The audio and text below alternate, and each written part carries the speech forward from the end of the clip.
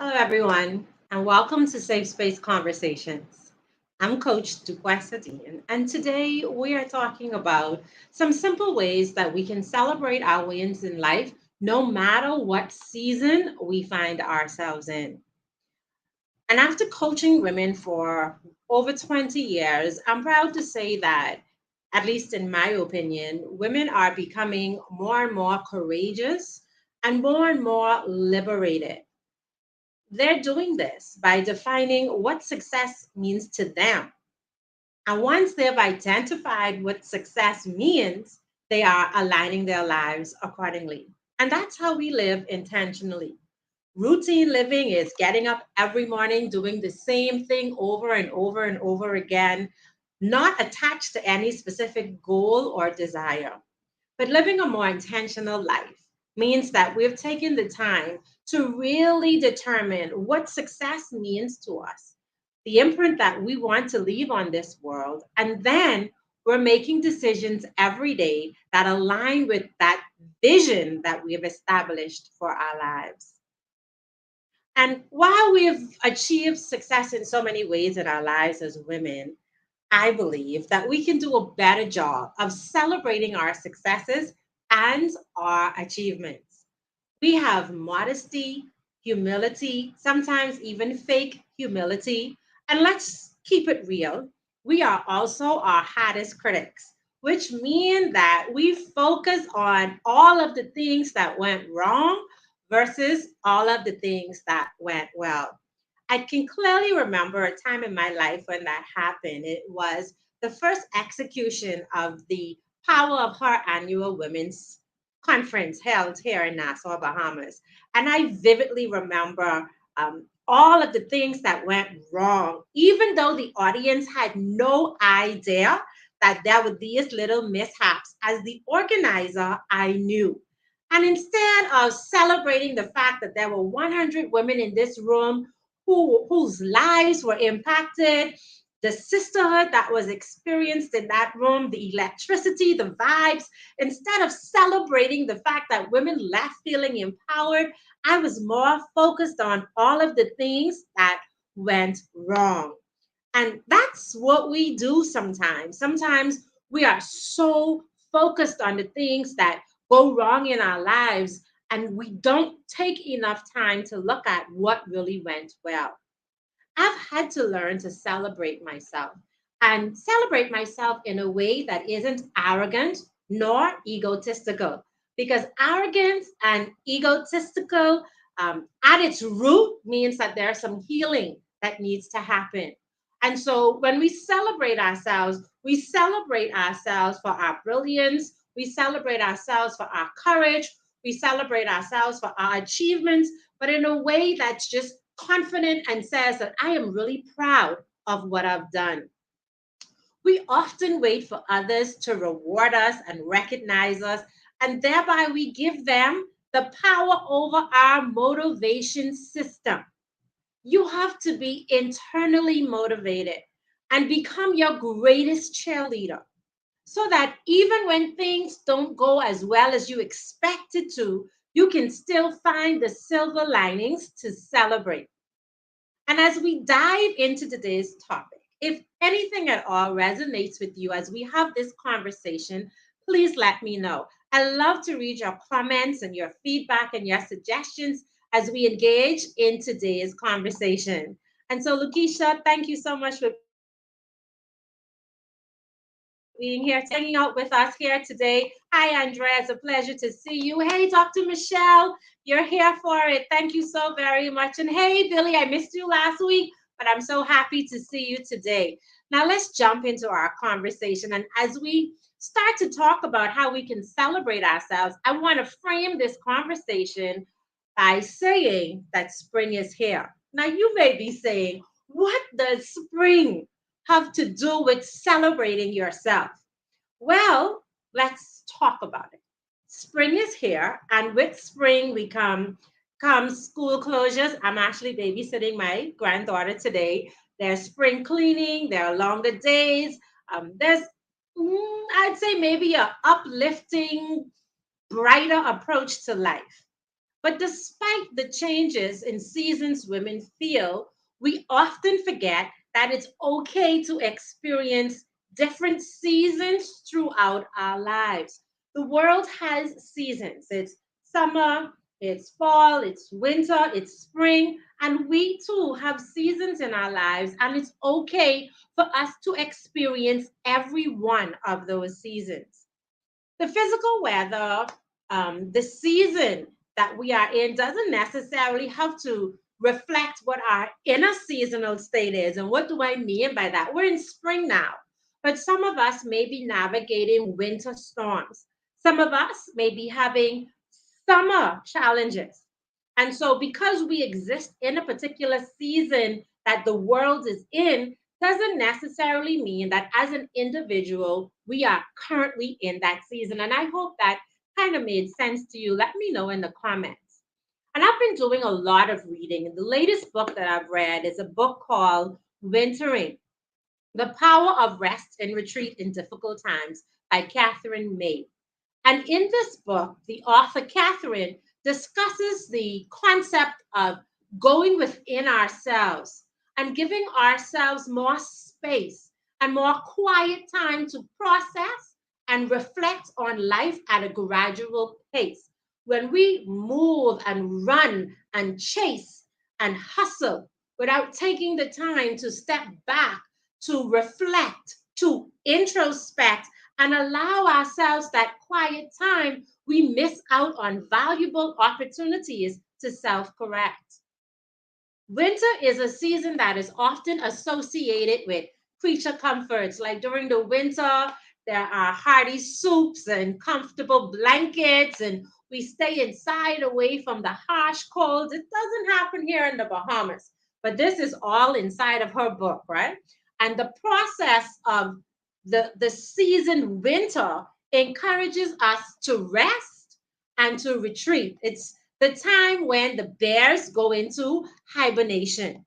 And so that's just an example of an inner state, in a seasonal state, which I hope can reveal that it's we can be in winter during the summertime. Now, how do we discover what season that we're in? And I'm so glad that you asked that question. Hi, Neela. So nice to see you today. I know you have a crazy busy day, so I appreciate you being here for a few moments. Um, how do we discover what season we're in, though? And like I said, I'm happy you asked that question because it's important for us to realize that while external seasons may be associated with certain emotions and behaviors, everyone experiences their inner seasonal states differently. And here are some examples, right? Spring. This inner seasonal state can be all about new beginnings. I see one of my good friends, Lakeisha Cooper, is on this live right now, and she is entering a season of new beginnings. This season is associated with growth and energy, and people in this state may feel motivated, optimistic. They're ready to take on new challenges. It is a new beginning. It is exciting. And then there's summer. And this is an inner seasonal state where we feel warm, we feel joy, we feel abundance. And people in this state may be happy, they may be sociable, they may be active. And then there's autumn or fall. And this inner seasonal state is associated with reflection, it's associated with change and even letting go. Because as you know, during the fall season, trees release their leaves. And it's an example of the fact that we too need to let go of what we hold on to so that we can regrow something more beautiful in the future. And so people that are experiencing autumn may feel introspective. They may feel nostalgic. They may feel contemplative. And then there's winter. And in this season, this is associated with rest and retreat and hibernation. And people in this season may feel tired, introverted, and in need of solitude and rest. And as you're listening to me today, in the definition of those four seasons, let me know in the comments which one of those inner seasons you are currently navigating.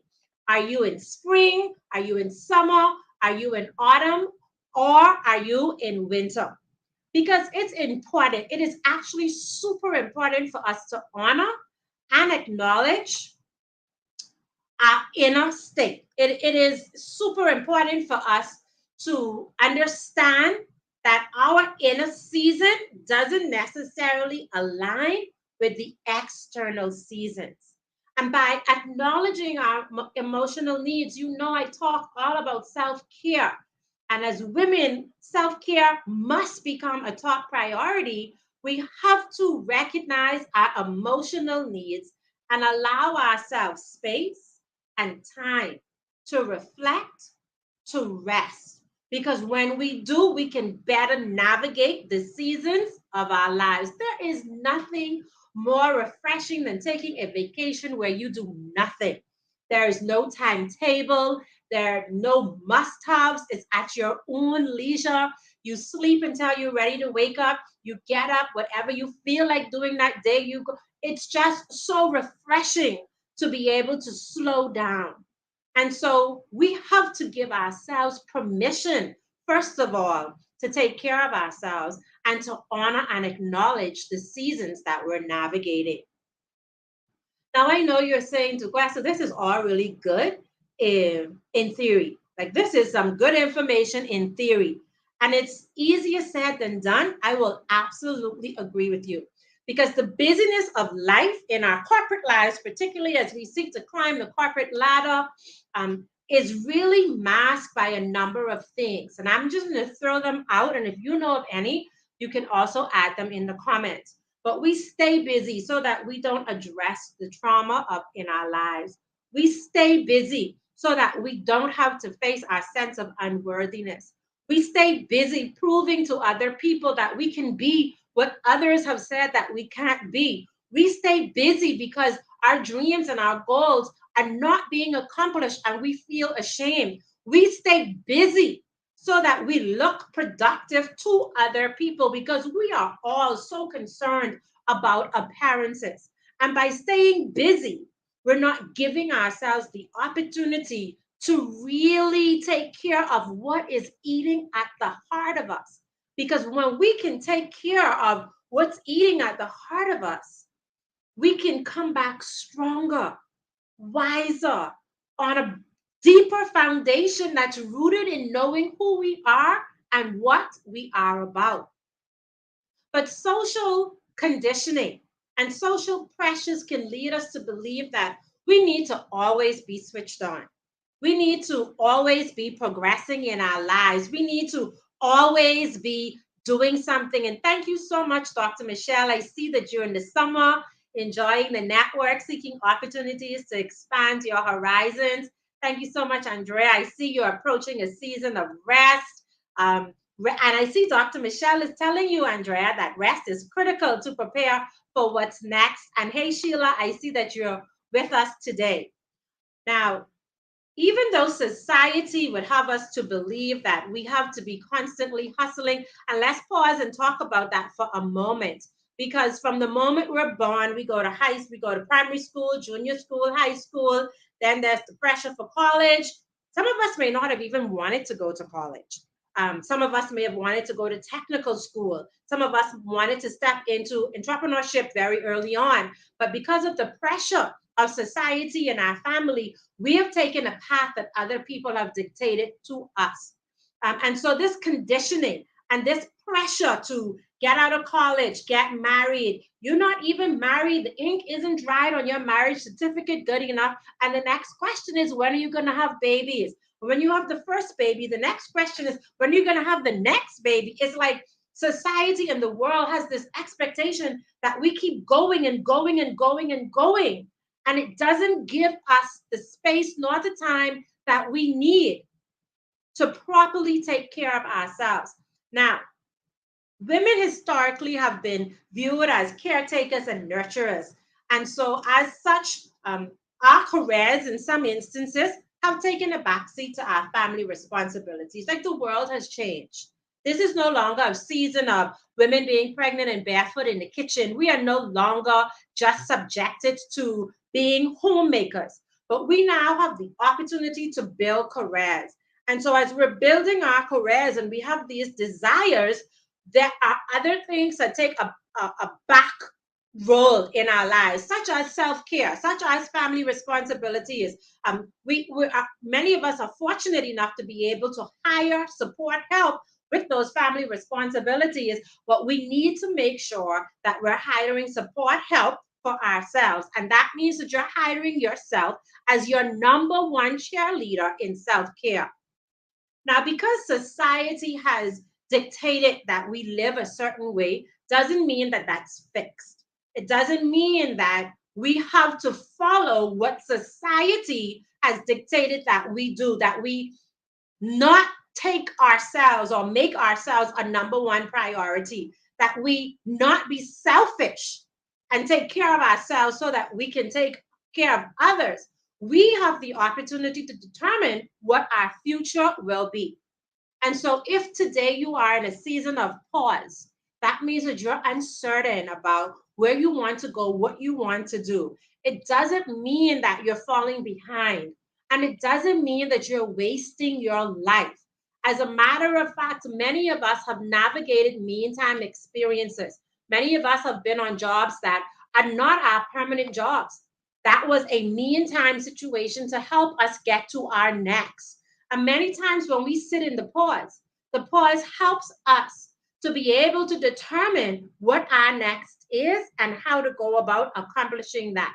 So if you're in a season of rest, never, ever, ever believe that that season of your life is wasted. It is actually a crucial part of your life. It's a crucial season to sit in rest and pause to determine what you want to do moving forward. So, I want to help you redefine success on your terms as it relates to your timeline and recognizing and challenging the social pressures and biases. The first thing I want to encourage you to do is to reflect on which season of life you're currently in without shame, without blame, and without pressure to hurry up, get to a new season. Make peace with where you are today and appreciate every single thing that you have with gratitude. My grandma used to tell me all the time that what I have is an abundance for someone who has less. And the person that has more than me, what they have is an abundance to me. So we should appreciate the little or the much that we get to enjoy.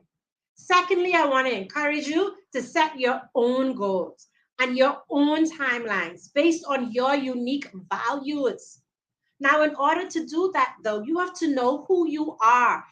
You have to be so grounded in what your characteristics are, what your values are, what you want to do in this life. Like you have to be so ground. The foundation of who you are has to be so grounded in order for you to be able to determine your own goals, your own values, and then prioritize that rather than conforming to the external expectations.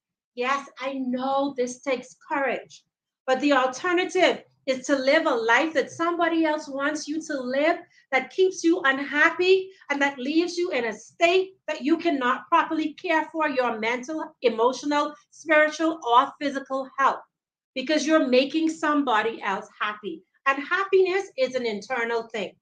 On the job that you are currently working, are you happy? Does it fulfill you with purpose? Are you making impact? Do you get up with joy every day to go there? Or are you doing that particular job because it pays you this figure that you need or that you want? Or are you working in that job because your parents said that you needed to be a lawyer? Like, why are you there? Determine that. And if that is not your permanent place, I encourage you to set a goal for where you want to be and set about taking steps to get there. The third thing I want to encourage you to do is to seek out supportive mentors. Next week, I'm going to come and talk about criteria that you can use to select a mentor because I talk a lot about getting a mentor and gaining the experience of people who are years ahead of us. But there are characteristics that we need to look for in people who we want to mentor. Not everyone can mentor us. And so the third thing I want to encourage you to do is to find a mentor and find allies in your workplace or in your community. Now, allies are people that are in alignment with your goals. These are the people that you want to associate with because they can help you learn to celebrate yourself. They can help you learn to navigate challenges and they can help you advocate for your unique success, whatever that means to you. The fourth thing I want to encourage you to do is to prioritize self care. We can never achieve balance in our lives. If I even tell you what my morning was like this morning, you would say, DeQuesta, you have to be a superhuman. But I work hard certain times so that I can have a slower pace at other times. We truly never get a 50-50% balance in our lives, but we can carve out time for self care, put it on our calendars, and make it non negotiable. We have to begin as women, and particularly Black women who have been conditioned to hustle. We have to come to the realization that success does not have to come at the expense of our health, of our relationships, or of our personal fulfillment. We watch our grandparents work themselves into the ground. We work our grandmothers toil and slave, and they went to work whether they were sick. They weren't concerned about mental health. They just did what had to be done, regardless of the toll that it took on them. And we have learned that that is the proper way to execute our own lives. And I'm here today to tell you that that is not the proper way to execute life. We deserve rest. We deserve peace. We deserve to pause. And so I want to encourage you to make sure that you prioritize self care. And you can do that by blocking 10 minutes a day and build from there. When I first started learning to pray, I started praying 10 minutes a day. And then I stretch myself to 15 minutes a day. And then I stretch myself to 30 minutes. And so even though I'm saying that prioritizing self-care is a must, I do know that it is a process and I encourage you to get started with it.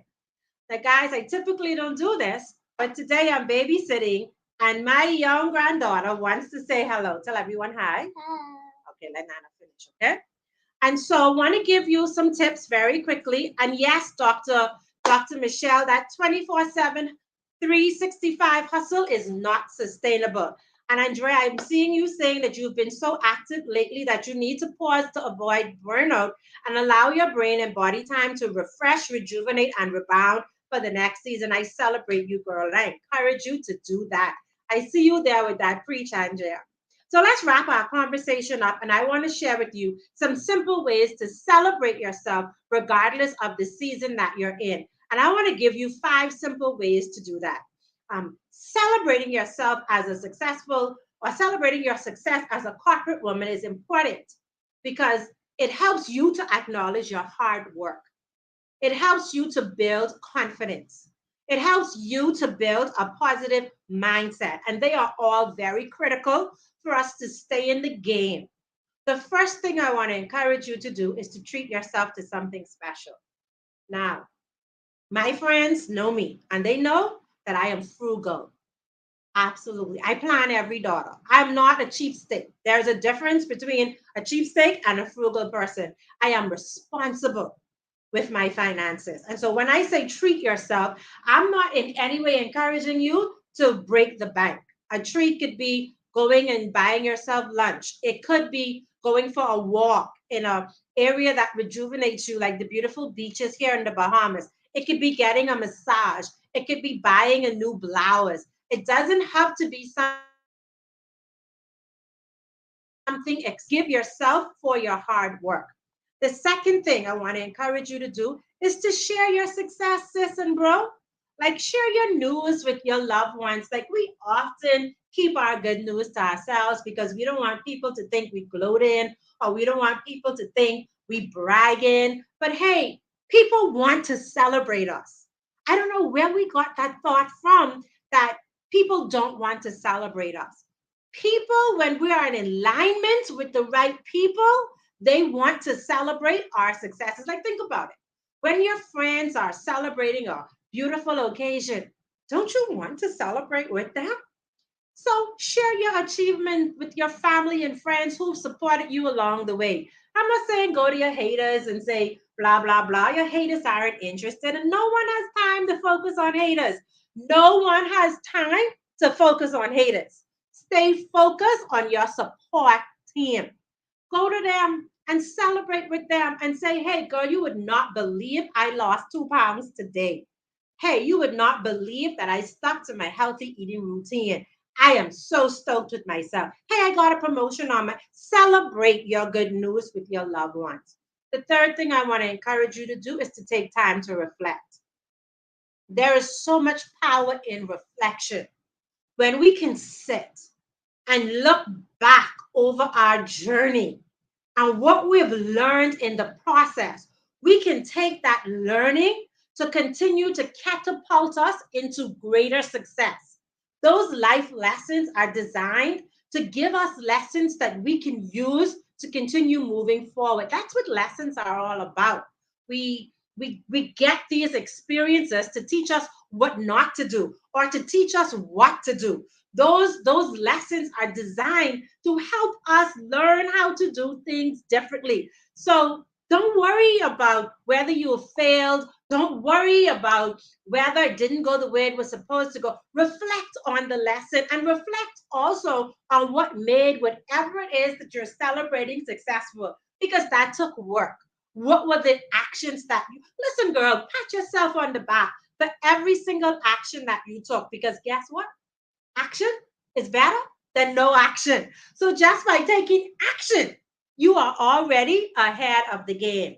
And so journal or meditate or just take time and sit back and look at your experiences and consider what you learned from those experiences. Hey Andrea, thank you so very much. And that's right, haters are just noise. Don't focus on them. Whatever you focus on amplifies. And so focus on the good things. The fourth thing I want to encourage you to do is to express gratitude. When we live from a place of thankfulness, it makes life so much more enriching. I'm so grateful that I have the opportunity to babysit my granddaughter today. I'm so grateful that I have the opportunity to listen to her talk my ear off. I am so grateful that I get the opportunity to imprint or leave my imprint on her life. I'm so grateful that I get the opportunity to share my life experiences with other people. I'm so grateful that I have the opportunity to be alive today.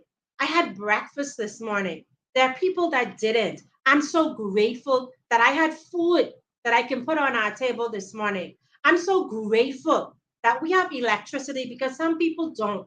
I'm so grateful that I could sit in air condition today because some people don't. Like, it's the small things. I'm so grateful for each one of you that took the time to come on this live today to be supportive, to learn something new, to share your experiences. It is with gratitude that we learn to feel better about our purpose in life. Gratitude makes life so much different. So I want to encourage you to express gratitude every day, to say I'm thankful, to tell people that help us that I'm thankful. I'm thankful for Dr. Michelle for her article in the Evolving Woman magazine. I'm thankful to Neela for her article in the Evolving Woman magazine. I'm thankful for Andrea for the opportunity to speak with her society a couple of months ago. I'm thankful for Aoife, who's on the call, who just sends a message to check in on LinkedIn and say, hey, Duquesa, how are you doing? I am so thankful for the village and the community that we're building with each other.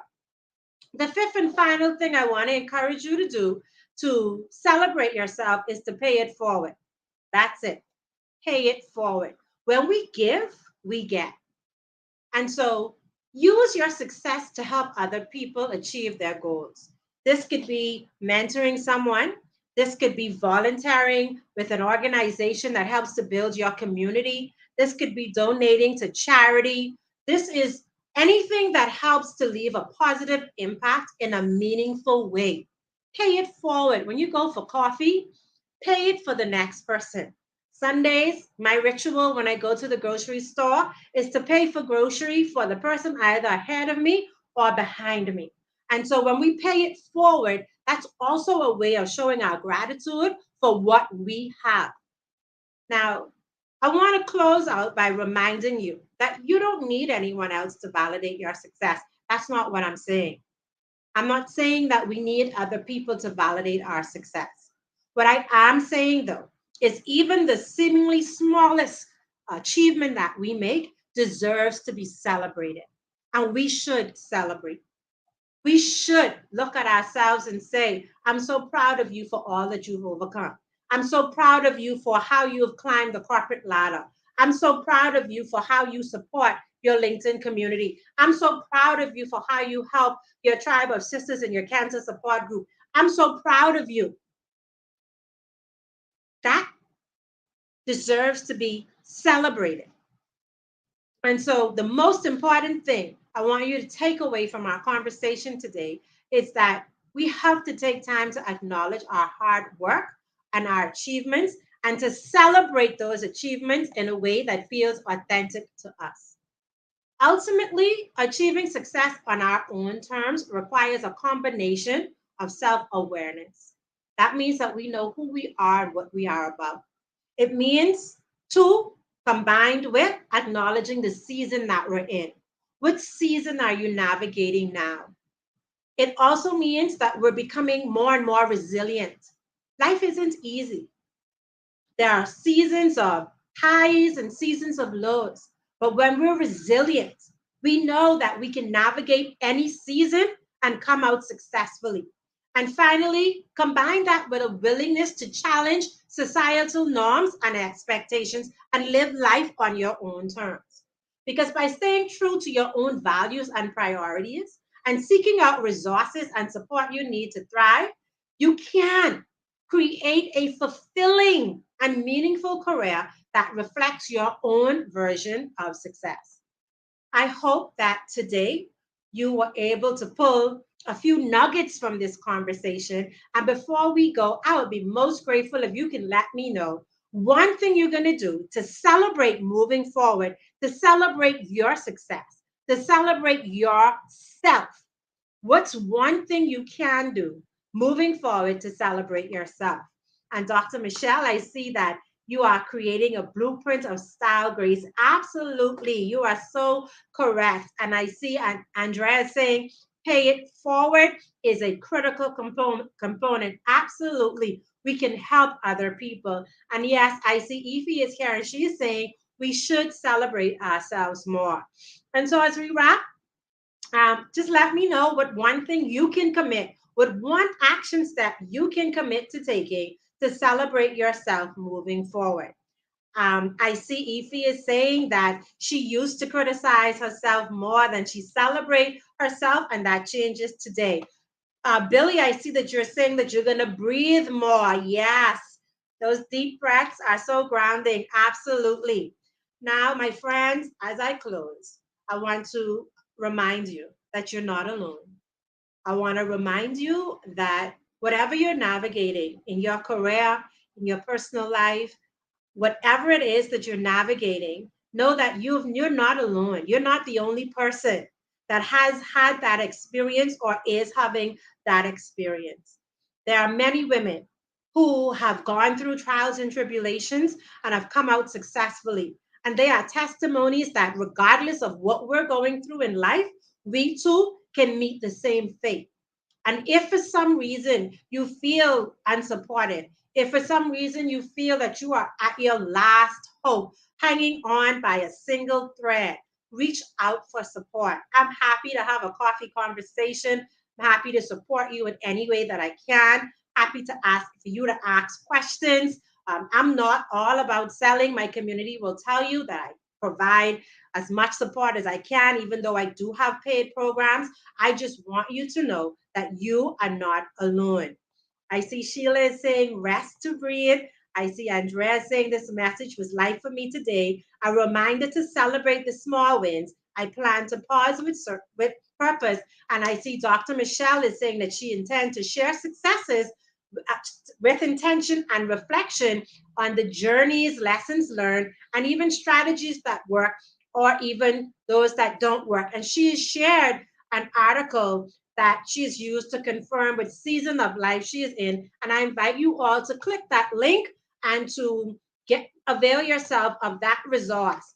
Also, if you need some support, I do have a bundle, the Ultimate Unstuck Bundle. It helps with confidence building. It helps you to become unstuck, to clarify your vision. It helps you to navigate life. If you're interested, click the link.